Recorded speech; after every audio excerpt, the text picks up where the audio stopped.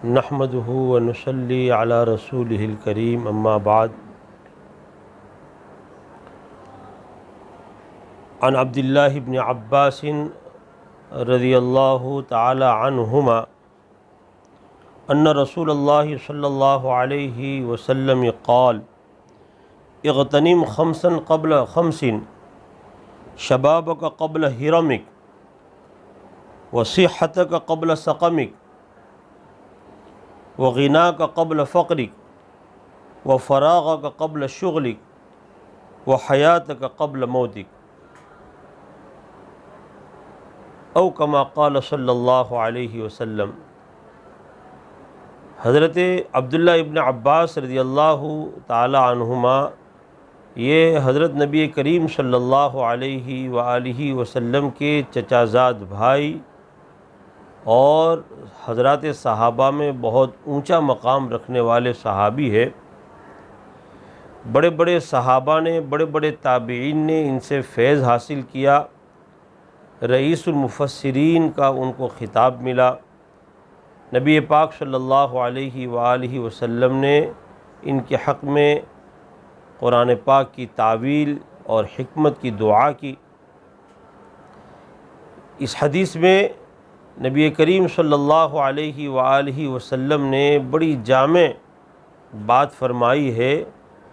پوری زندگی کا خلاصہ گویا کہ چند الفاظ کے اندر بیان کر دیا۔ اگر کوئی استحضار کے ساتھ اس حدیث پر عمل کرے تو اس صورت کے اندر بہت ساری نعمتوں کے دروازے اس کے لیے کھل جائیں گے، بہت سارے منکرات سے بچنا اس کے لیے آسان ہو جائے گا، اور شکر گزاری کی عادت ہمیشہ کے لیے اس کی زبان پر جاری ہو جائے گی۔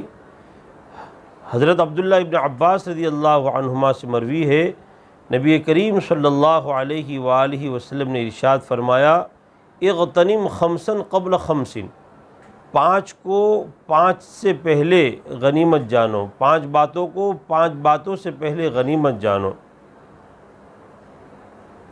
شبابک قبل حرمک، اپنی جوانی کو بڑھاپے سے پہلے غنیمت جانو۔ اللہ تبارک و تعالی نے جوانی دی ہے، اور جوانی ایک بہت بڑی نعمت ہے۔ آدمی جوانی میں جو عمل کر سکتا ہے، بڑھاپے کے اندر جا کر چاہنے کے باوجود بھی وہ عمل نہیں کر پاتا۔ ایک حاجی حج کے لیے گیا اور وہ جوان ہے تو ایک ایک دن میں 20 طواف وہ کر سکے گا، لیکن وہی حاجی بڑھاپے میں جب جائے گا تو 2 زیادہ سے زیادہ اگر 1 کر لے تب بھی غنیمت ہے۔ معلوم ہوا کہ جوانی یہ بہت بڑی نعمت ہے۔ جوانی میں 100 رکعت نفل پڑھنا یہ اس کے لیے آسان ہے اگر اس نے ارادہ کیا اور اللہ کی توفیق شامل حال رہی، اور یہی نماز بڑھاپے کے اندر جا کر اشاروں سے پڑھنا پڑتا ہے، بیٹھ کر پڑھنا پڑتا ہے، کرسی پر ٹیک لگا کر پڑھنا پڑتا ہے، یا بستر کے اوپر پڑھنا پڑتا ہے۔ آدمی سجدہ کرنے تک کا محتاج ہو جاتا ہے۔ معلوم ہوا کہ جوانی یہ اللہ کی بہت بڑی نعمت ہے۔ کار خیر کے لیے دور دراز کا سفر کرنا جوان کے لیے آسان ہے۔ جب جی میں چاہا سامان تیار کیا اور اللہ کے راستے میں نکل گیا، لیکن یہی جوان جب بوڑھا ہوگا تو 1-2 قدم چلنا بغیر سہارے کے اس کے لیے بڑا مشکل ہوگا۔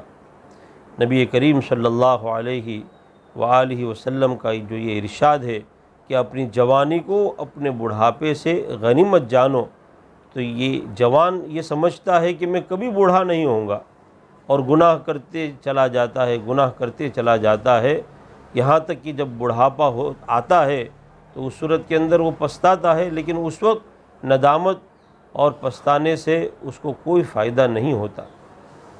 اور دوسرے نمبر پر آپ نے فرمایا وصحتک قبل سقمک، اپنی صحت کو اپنی بیماری سے پہلے غنیمت جانو۔ آج اللہ نے ہمیں صحت دی ہے، اللہ نے ہمیں تندرستی عطا کی ہے، اور اسی صحت کی نعمت کی وجہ سے ہم اللہ کی جو نعمتیں چاہے کھا سکتے ہیں، جو نعمتیں چاہے پی سکتے ہیں، جو نعمتیں چاہے استعمال کر سکتے ہیں۔ اسی صحت کی وجہ سے ہم مسجد کے دروازوں تک اور صف اول تک پہنچ سکتے ہیں، اسی صحت کی وجہ سے ہم اپنے رشتہ داروں کو ملنے جا سکتے ہیں، اسی صحت کی وجہ سے ہم روزی کماتے ہیں۔ جب یہ صحت نہیں رہے گی اور بیماری چاروں طرف سے گھیر لے گی تو بجائے کہ ہم کسی کو ملنے جائیں، لوگ ہمیں ملنے آئیں گے، اور بجائے کہ ہم مسجد میں صف اول میں نماز پڑھیں، گھر میں نماز پڑھنے پر مجبور ہو جائیں گے، اور بجائے کہ روزی ہم کمائیں، جو کچھ روزی کمائی ہے اسی کے اندر گزارا کرنا پڑتا ہے۔ اسی کو نبی کریم صلی اللہ علیہ وآلہ وسلم نے ایک اور مقام پر فرمایا، نعمتان مغبون فیہا کثیر من الناس۔ اللہ کی جانب سے دو نعمتیں ایسی دی گئی ہے کہ عام طور پر لوگ اس میں دھوکے میں اور غبن میں پڑے ہوئے ہیں، یا تو اس کو نعمت ہی نہیں سمجھتے، یا نعمت سمجھتے ہیں لیکن اس کی قدر نہیں کرتے۔ اس میں آپ نے فرمایا الصحۃ والفراغ، ایک صحت اور تندرستی کا ہونا، اور ایک فراغت اور فرصت اور وقت کا ملنا۔ اسی لیے کہا گیا کہ جان ہے تو جہاں ہے، اگر صحت ہے ایک صحت ہزار نعمت ہے۔ اسی صحت کی نعمت کی برکت سے ہم بے شمار اللہ کی نعمتوں سے فائدہ اٹھا سکتے ہیں۔ اور آپ نے فرمایا وغناک قبل فقرک، کہ اللہ تعالیٰ نے آج تجھے مال دیا ہے، دولت دی ہے، اللہ نے تجھے روزی دی ہے، اور اس نعمت کو، اس دولت کو، اس فضل کو تو بیجا استعمال کرتا ہے اور اسراف کرتا ہے، گناہوں کے راستے میں خرچ کرتا ہے، اور اپنے مستقبل کا نہیں سوچتا کہ یہ مالداری ہمیشہ رہنے والی نہیں ہے، اگر فضول خرچی ہوگی تو اللہ کی پکڑ آ جائے گی اور یہ مال سب ضائع ہو جائے گا، ختم ہو جائے گا، لیکن تو اس کی پرواہ نہیں کرتا اور بے دریغ خرچ کرتے ہوئے چلا جاتا ہے۔ حالانکہ فضول خرچی کرنے والوں کو قرآن پاک نے شیطان کا بھائی قرار دیا ہے۔ اگر کسی کو کہہ دیا جائے اے شیطان کے بھائی، تو وہ غصے ہو جائے گا کہ میں تجھے شیطان کا بھائی نظر آ رہا ہوں، وہ لڑنے کے لیے تیار ہو جائے گا، مارنے کے لیے تیار ہو جائے گا۔ لیکن قرآن پاک نے وضاحت کے ساتھ فرمایا ان المبذرین کانوا اخوان الشیاطین، یقیناً فضول خرچی کرنے والے یہ شیطانوں کے بھائی ہیں۔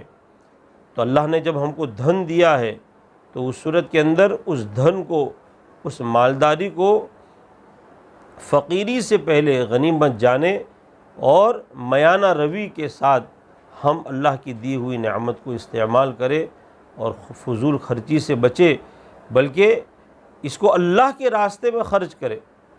حضرت پیران پیر غوث العظم سیدنا حضرت شیخ عبد القادر جیلانی رحمۃ اللہ علیہ فرماتے ہیں کہ کسی کی روزی کے لیے میں اس کی آمدنی کے راستے کو نہیں دیکھتا، بلکہ اس کے خرچ کے راستے کو دیکھتا ہوں۔ جب دیکھتا ہوں کہ اس کی روزی برے کاموں میں صرف ہو رہی ہے تو میں اندازہ لگا لیتا ہوں کہ اس کی کمائی برے راستے سے ہوئی ہے، اور جب دیکھتا ہوں کہ اس کی روزی اچھے کام میں لگ رہی ہے تو میں یقین کر لیتا ہوں کہ اس نے حلال طریقے سے روزی کمائی ہے۔ تو حلال طریقے سے جب ہم روزی کمائیں گے تو وہ حلال راستے سے خرچ ہوگی، اور اگر حرام طریقے سے روزی کمائیں گے تو اس صورت کے اندر وہ حرام راستوں سے خرچ ہوگی، مقدمات کے اندر، بیماریوں کے اندر، اور کورٹ کچہری کے اندر، ہاسپٹل کے اندر، اور چوری ڈکیٹی کے اندر یہ مال جو ہے وہ خرچ ہو جائے گا۔ تو حلال کی جو دی ہوئی روزی ہے اس کے اندر ہم یعنی اللہ کے راستے میں خرچ کرنے میں بخیلی نہ کرے۔ ایک موقع پر نبی کریم صلی اللہ علیہ وآلہ وسلم نے حضرت بلال حبشی رضی اللہ عنہ سے فرمایا، اے بلال انفق یا بلال، اے بلال اللہ کے راستے میں خرچ کرتا رہے، ولا یخش من ذی العرش اقلالا، اور عرش والے سے تنگ دستی کا خوف مت کر، تو جتنا اللہ کے راستے میں دے گا اتنا اللہ تعالیٰ اس کو بڑھا کر تجھے دوبارہ عطا کرے گا۔ تو یہ غنا اللہ نے دیا ہے، وہ اللہ کے راستے میں خرچ کرنے کے لیے دیا ہے، نہ یہ کہ گناہ کے راستے میں۔ اس لیے اس غنا کو ہم فقیری سے پہلے غنیمت جانیں۔ وَفَرَاغَكَ قَبْلَ شُغْلِكَ، اور نبی کریم صلی اللہ علیہ وآلہ وسلم نے چوتھے نمبر پر فرمایا کہ فراغت کو، آج وقت ہے، آج فرصت ہے، تو اس وقت کو، اس فرصت کو مشغولی سے پہلے ہم غنیمت جانیں۔ ہم مصروف ہو جائیں گے تو اس صورت کے اندر یعنی ہم اللہ کا ذکر بھی نہیں کر پائیں گے۔ آج ہمارے پاس وقت ہے، جتنا چاہے ہم اللہ کا ذکر کرے ہم کر سکتے، کوئی ہمیں روکنے والا نہیں۔ روایت میں آتا ہے کہ جب جنتی جنت میں چلے جائیں گے تو ان کو کسی چیز کا افسوس نہیں ہوگا بجز اس گھڑی کے جو انہوں نے اللہ کے ذکر کے بغیر گزاری۔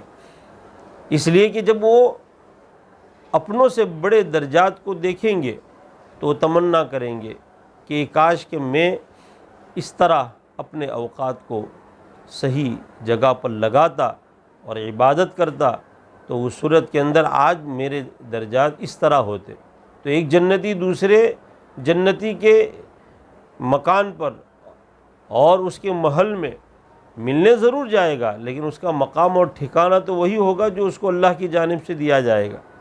تو جب وہ اپنے سے اعلیٰ جنتی کے مکان پر اور اس کے درجات پر جائے گا اور وہاں کی نعمتوں کی سیر کرے گا، اس وقت وہ افسوس کرے گا کہ کاش میں بھی اپنے اوقات کو غنیمت سمجھتا تو آج میرے بھی یہ درجات ہوتے۔ ایک اللہ والے کا گزر ایک قبر کے پاس سے ہوا تو انہوں نے صاحب قبر کو قرآن پاک کی تلاوت کرتے ہوئے دیکھا۔ وہ کشف القبور کے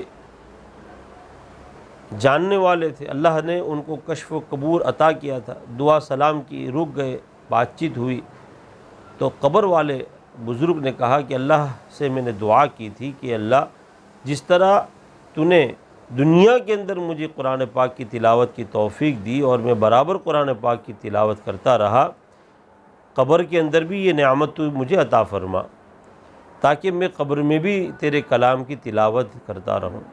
اللہ نے یہ دعا قبول کی اور جب سے میرا انتقال ہوا ہے بس میرا یہی مشغلہ ہے۔ تو ان بزرگ نے پوچھا کہ بھلا بتلاؤ کہ اتنے وقت کے اندر آپ نے کتنا کلام پورا کیا؟ تو انہوں نے کہا کہ 70,000 مرتبہ میں قرآن پاک پورا کر چکا ہوں، اس لیے کہ قبر میں نہ کھانا ہے، نہ پینا ہے، نہ سونا ہے، نہ تھکنا ہے، نہ کہیں آنا ہے، نہ کہیں جانا ہے، نہ قضاء حاجت ہے، بس تلاوت ہی تلاوت ہے۔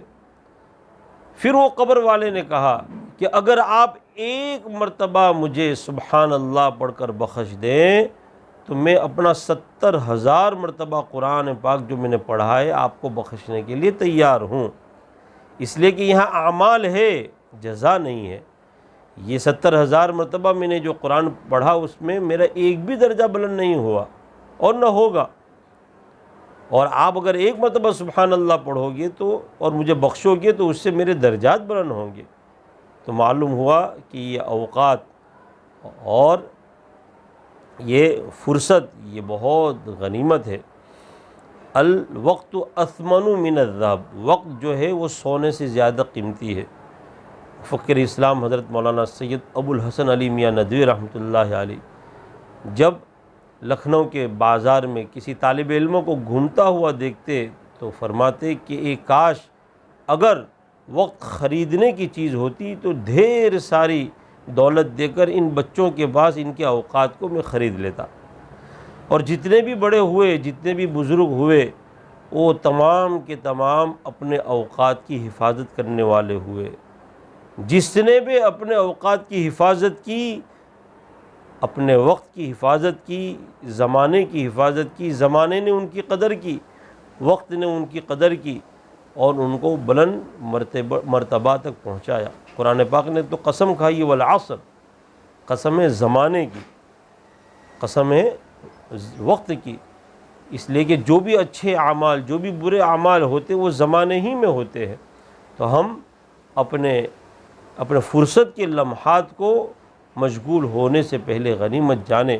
اور اخیر میں فرمایا وحیاتک قبل موتک، اپنی زندگی کو اپنی موت سے پہلے غنیمت جانیں کہ آج اللہ تعالیٰ نے ہمیں حیات دی ہے، ہم اللہ کی دی ہوئی سانسوں سے، ہواؤں سے سانس لے رہے ہیں، اگر وہ سانس جو اندر گئی باہر نہ آئے تو موت واقع ہو جائے، وہ سانس جو باہر آئی اگر اندر نہ جائے تو موت واقع ہو جائے۔ دن رات کی 24 گھنٹے کے اندر آدمی 24,000 مرتبہ سانس لیتا ہے، تو یہ کتنی بڑی نعمت ہے۔ جب کوئی بیمار ہوتا ہے اور اس کو آکسیجن دیا جاتا ہے، وینٹیلیٹر پر رکھا جاتا ہے،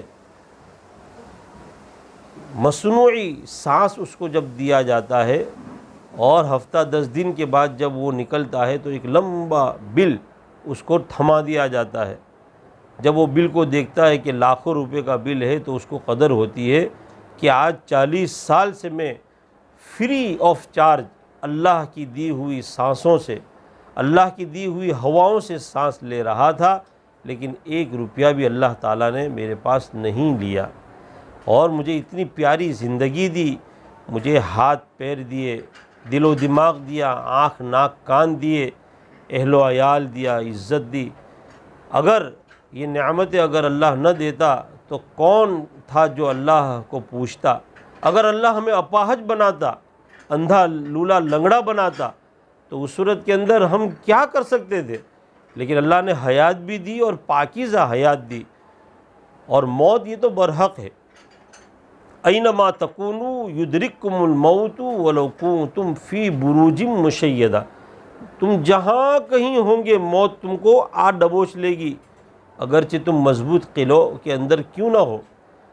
تو جب موت یقینی ہے تو اس صورت کے اندر ہم اپنی اس حیات کو، جو اللہ کی بہت بڑی نعمت ہے، اس حیات کو ہم غنیمت جانیں، اور اس حیات دنیا مزرعۃ الآخرہ، دنیا آخرت کی کھیتی ہے، جیسی ہم کھیتی کریں گے ویسا ہم پائیں گے۔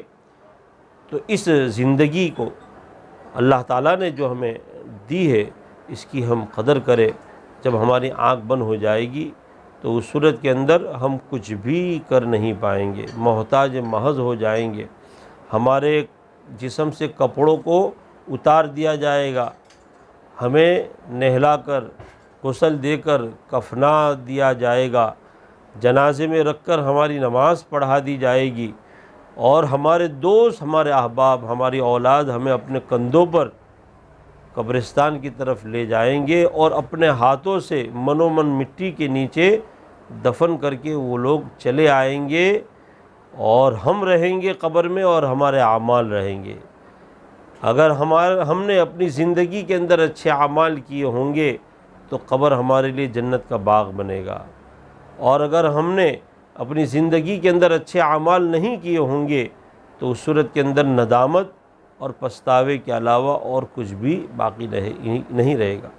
شداد کو اللہ نے بہت دولت دی تھی، باغ ارم بنایا، ایسا باغ کہ آج تک ایسا باغ اور ایسا محل کوئی نہیں بنا سکا۔ سونے چاندی کی اینٹیں، ہیرے جواہرات کا ماوا اس میں لگایا گیا، لیکن جب وہ داخل ہونے کا ارادہ کیا تو ملک الموت پہنچ گئی اور کہا کہ بس تیرا وقت ختم ہو گیا، اور وہ دھڑام سے اپنی سواری سے گر گیا۔ اس نے کہا کہ بھئی مجھے اتنا تو موقع دو، آج پوری دنیا کے عمراء، وزراء، حکماء اور بڑے بڑے سپہ سالار لوگ آئے ہیں، ذرا میں اپنے باغ کو دیکھ لوں، ذرا ان کو سلام دعا کر لوں۔ کہا کہ نہیں، اذا جاء اجلہم لا یستأخرون ساعۃ ولا یستقدمون۔ اسی کو شاعر نے کہا ہے، شداد جس کو ناز تھا اپنی دولت پر، اور وہ باغ ارم کی سیر بھی نہیں کر سکا، ہاتھ ملتا گیا، ہاتھ ملتا گیا اور یہ کہتا گیا ایسی جنت کا کوئی بھروسہ نہیں۔ تو موت کا استحضار، موت کا دھیان، یہ مومن کے لیے ضروری ہے کہ ہر وقت اس کے سامنے رہے۔ جو شخص 24 گھنٹے میں 25 مرتبہ اور ایک روایت میں 27 مرتبہ موت کو یاد کرتا ہے وہ مرتبہ شہادت کو پاتا ہے۔ اور اس کی بہترین شکل بتلائی ہر نماز کے بعد اللہم بارک لی فی الموت وفیما بعد الموت، 5 مرتبہ پڑھ لے تو 5 نماز کے بعد 25 مرتبہ ہو جائے۔ اللہ تبارک و تعالی ہمیں ہمارے نبی جناب محمد رسول اللہ صلی اللہ علیہ وآلہ وسلم کے ارشاد کے مطابق زندگی گزارنے کی توفیق عطا فرمائے، اور ہمیں بھی اور ہم تمام کو اس پر عمل کرنے کی سعادت سے بہرور فرمائے۔ وآخر دعوانا الحمد للہ رب العالمین۔